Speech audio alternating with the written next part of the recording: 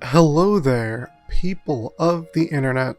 We are back again with yet another Hyrule Warriors Age of Calamity video. Now today, Nintendo dropped a bevy of information on some upcoming third-party titles, one of them being Hyrule Warriors Age of Calamity in its Nintendo Direct Partner Showcase, the last one of the year. On top of this, they also dropped I just want to mention very briefly, news on No More Heroes 3, and they shadow dropped No More Heroes 1 and 2 on the eShop, which I am very excited to go back and play. I absolutely adore the No More Heroes series with all of my heart, and it's been a very long time since I've played both 1 and 2, 2 being so difficult to find nowadays because it was only really released on the Wii and never got an HD upgrade. On top of this, they also talked about Bravely Default 2, which I liked Bravely Default. I never played Bravely Second, and Bravely Default 2 looks okay. It looks a little strange to me. It's like it's running on the same engine that Bravely Second End Layer was as well. But I mean, that's a nitpick. I'm nitpicking. The one thing I'm concerned about is I think Nintendo wants Pikmin 3 Deluxe to fail at this point. They dropped the embargo for that game at the same exact time that they just shadow dropped this partner showcase. So all of the attention was taken away from Pikmin 3 Deluxe's embargo and the reviews, all of which were very much so praising the game, which has me excited. Though I'm a little concerned because a lot of the people who have played the game have said not to expect a whole lot from the new content that they've added. It's just kind of remixing old content. In any case, Hyrule Warriors Age of Calamity, they dropped the demo. If you were not aware, they shadow dropped a demo of the game. It is the first about hour and a half that is presented to us, the first 2 story missions and a couple of, extra side missions you can do and activities around the map. And I want to share with you my experience with the game and hopefully maybe just give you a little bit of an informed opinion on whether or not this is worth your time, or just talk about some cool new things I noticed as a part of the demo. Now, from the beginning, my excitement with Age of Calamity was that it was going to be a Musou Warrior style game with the Breath of the Wild influence. I liked Hyrule Warriors, the original one on Wii U and Definitive Edition on Switch, well enough. I thought they were fun, but I thought they were really limited in how much fun they could be. You kind of had a set amount of content, then you were kind of recycling what was done over and over again. And I thought after, like 40 hours, once you did everything that needed to be done, you fought all the enemies that needed to be fought, that kind of started to get a little repetitive, despite the fact that the game had such a wide variety and wide roster of characters. They all kind of did, at least to me, and this is the part of Musou games that kind of make me get bored with them after a while. All the characters kind of do the same thing, but have different animations. All they do is really serve the purpose of having these flashy big moves that wipe out enemies on a screen. It's mostly about the fan service that people love the Warrior style games, and I can understand why. I mean, I think that the fan service in them is pretty fantastic across all the Musou games I've played. I've played Dragon Quest Heroes 1 and 2. I have played Hyrule Warriors. I've played some of the Gundam Warriors games in the past. So I understand that that's a pretty big appeal of the series. But the thing that stands apart in Hyrule Warriors Age of Calamity is that it is a canonical story-based entry in the Zelda series. And the thing that I think a lot of Zelda games, minus a couple, like Skyward Sword or Wind Waker, for example, or Majora's Mask, really lack is a strong narrative. That's not to say that, the Zelda games don't have stories or they aren't intriguing or good. It's just to me that the Zelda games, the focus for the most part in a lot of them is not on the story or storytelling. It's about the gameplay experience. It's about the dungeons, the boss fights, the meticulous design of the areas and levels. Especially with Breath of the Wild, that game, its entire focus was on its open world, which that open world was kind of antithetical to traditional storytelling elements. It was hard for them to tell a cohesive story that kept you constantly engaged and gripped because you were so drawn into the world, and they wanted you to do anything in any order that you wanted to. So because of that, you really couldn't follow a linear chronological based plot because you were out exploring the world and systems within that world. But I'm getting on a tangent about Breath of the Wild, which is a game I loved. By the way, I don't want it ever misconstrued. Breath of the Wild is a fantastic game. In any case, that's what I think is so strong about Hyrule Warriors Age of Calamity, is that it's offering this brand new perspective on a series and a game, specifically with Breath of the Wild, where it's giving us that backstory, that context, that love of lore, and getting engaged with these characters that we either love the design of or were introduced to in Breath of the Wild, and is placing us in the events of the story that shaped the game that, you know, many of us have played and loved. My whole tangent on this is that it leads to the point that this is what I'm excited about with Hyrule Warriors Age of Calamity, and it has not let me down yet. I am so engaged in the small amount of time I've spent in the plot with Hyrule Warriors Age of Calamity and its characters. I really want to see how Link and Zelda's relationship kind of progresses from the point in which they first meet into when they fight the Divine Beast, because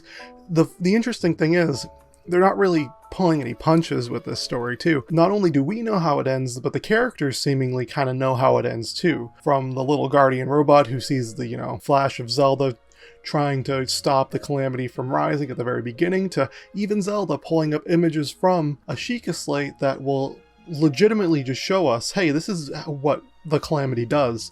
And she's like, oh my god, this can happen? And everyone's like, yeah, this can happen. So we already kind of know what's going to happen in the game. But that's not the point of this game. The point of this game is to try to give us some context to the journey in which the ending is reached to. I just went on a whole tangent about this story.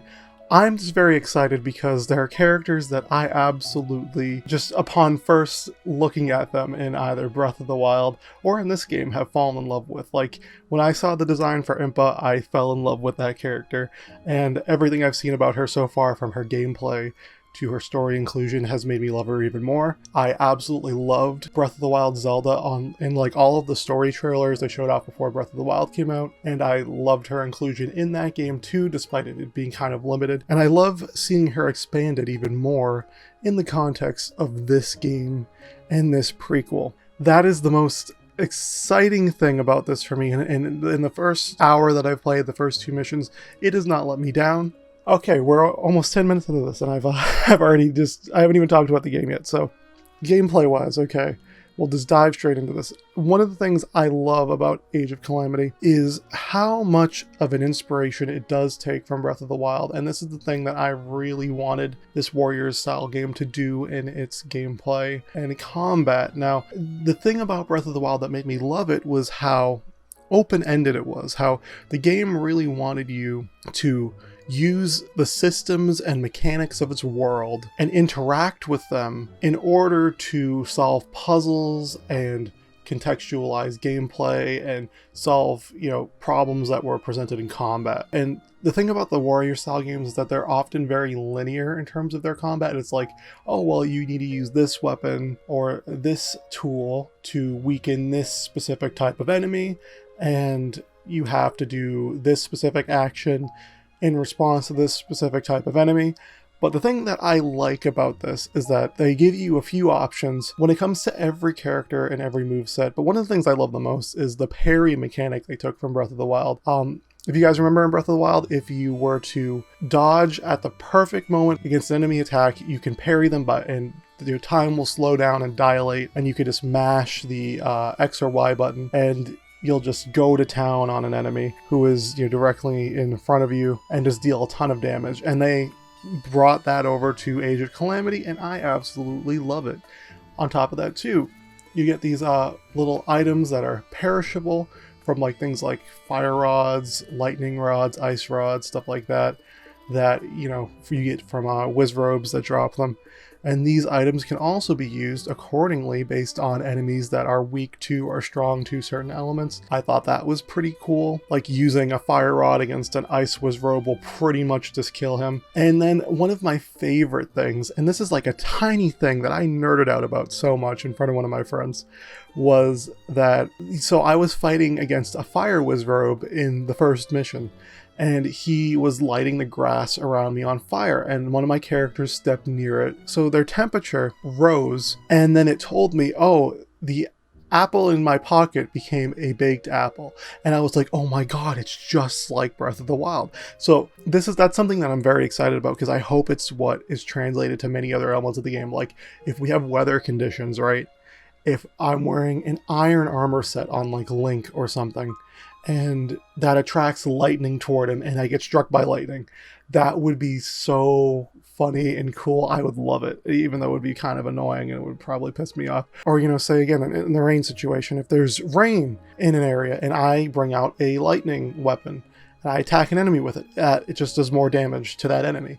That's something that I think would bring a lot of fun to this experience, is kind of that little level of foresight of that Breath of the Wild brought to the table in its gameplay, brought over to the Warriors style combat and gameplay. The one thing that I'm a little bummed out, and it seems to kind of be true to be the case at this point, it seems that Link is the only character who gets a different variety of weapons compared to everyone else. So Zelda and Impa, based on my playtime in the demo, will only get one type of weapon, and that's the basic type of weapon they come with. And then Link is the character who gets, the wide variety of weapons that are interchangeable and will kind of drastically alter the way that he functions in the game, similar to how Link will drastically alter in Breath of the Wild depending on what weapons he equips and uses. I mean, to me, I think that's a little disappointing that only Link is going to be that, because it's going to result in me using Link more than anyone else. But I suppose it's probably a limitation.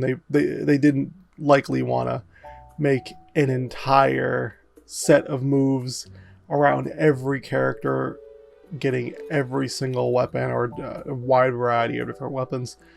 Understandably, they probably just want their main character to do that, but I'm still a little bummed on it. I mean, I would have loved to have, like Urbosa rocking a spear, or Rivali using a sword, but it's probably, or a rapier or something, but it seems like Link is going to be the one who uses different weapons, and then maybe everyone else gets one or two weapon variations. As well as this, the overworld design is pretty cool, and one of the things I liked that I'm a little bummed about is that the game kind of opens up as soon as the demo ends. Right when the demo ends, you get access to all 4 of the champions on different sides of the map, and you also get access to a bunch of different material hunting side missions, or getting cooking recipes, or fighting, contracts to defeat certain enemies for miscellaneous purposes. And all of these things were really cool to me because it gives you that level of freedom that Breath of the Wild did without having the open world exploration that Breath of the Wild does.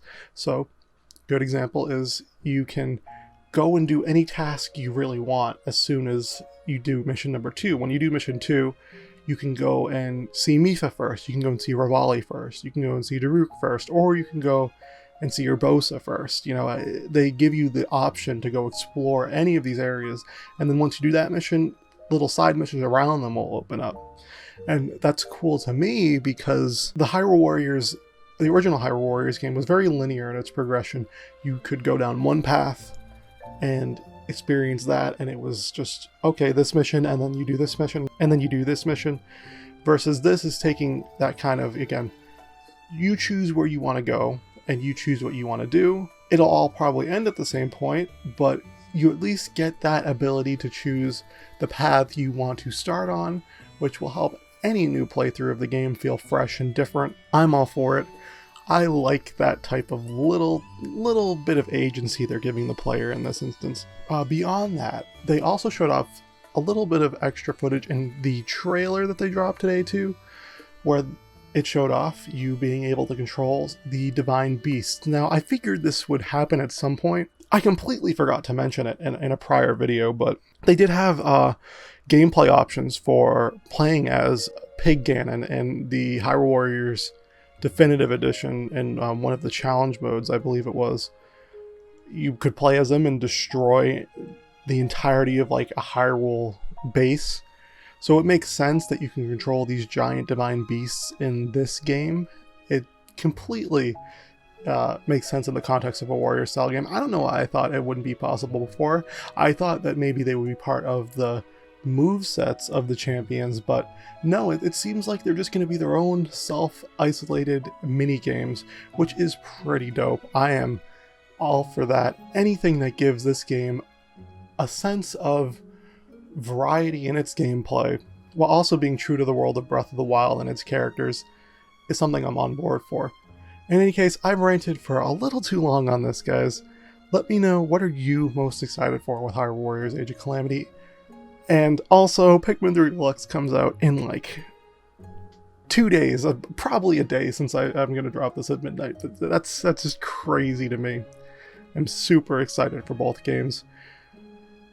Though I'm draining myself right now because I'm playing a lot of stuff all at once.